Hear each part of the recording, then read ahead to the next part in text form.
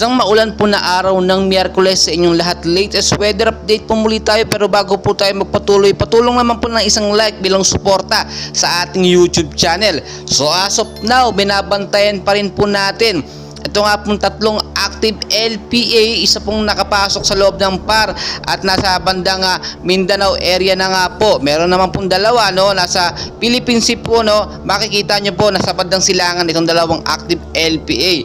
And as of now, ang lakas naman po nitong active LPA na nakapasok nga po, direktang tumama na sa bandang silangang Mindanao, ay nagre-range lamang po maglalaro, no, sa 30 to 35 kilometers per hour ang kanyang lakas ng hangin.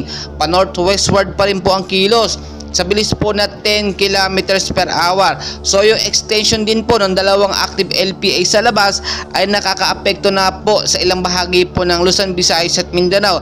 Dahil na nga rin po sa pa-northwestward ang direksyon ng kanilang hangin, ay nagkakaroon po ito ng epekto sa ating bansang Pilipinas. Kasama pa yung active LPA dito sa bandang silangang Mindanao na siya nga pong nakapasok na, no, sa ating PAR. Makikita nyo naman, no, 30 kilometers per hour at talaga yung direction po niya ay nagtuloy-tuloy ay at directly pong tumama dito nga po sa may Davao City. So as of now, bukod pa po sa active LPA, apektado rin po tayo ng easterlies po na siya nakakaapekto naman po sa ilang bahagi po ng Luzon, South Luzon, Visayas at Mindanao. So nararamdaman naman natin ngayong umaga, no, maulan po ang panahon, nung madaling araw pa po yan, no, at may mahinang pag-uulan po, makulimlim din na panahon, at ramdam din natin, no, medyo malamig din ang panahon ngayon dahil nga po sa hanging amihan.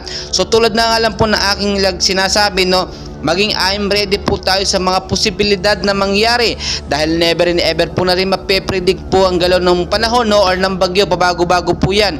Etong active LPA po na ito na nakapasok po sa PAR, kung sakasakaling nga pong pumalo, no, from 30, no, ay maging 45 to 55 kilometers per hour ang lakas ng kanyang hangin, ay may consider na po natin ito bilang isang typhoon. At kapag naging isang typhoon na po ito, tatawagin po itong bagyong kabayan sa ating Pilipinas. So ngayon po, dapat natin gawin, linisin na yung mga estero, yung mga kanal na laging nagkakaroon ng mga basura, nagbabara, no, in case po kasi magkaroon tayo ng mga localized thunderstorm, asahan po ninyo yan. Yung mga rainfall shower, madalas po yan dahil sa easterlies at mga active LPA, posible po magkaroon ng pagbabaha. Mag-ingat din po yung mga matataas na lugar sa banta naman po ng landslide in case po magkaroon ng patuloy ng pag-uulan. So marami pa po tayong kaganapan, and please, ako po nakikiusap sa inyo, paki-like, subscribe, pahit po ng notification bell at paki-share din po sa ating mga loved ones para updated po sila sa ating binabantayan na lagay ng panahon ngayong umaga. Maraming salamat po at magandang umaga po sa inyong lahat.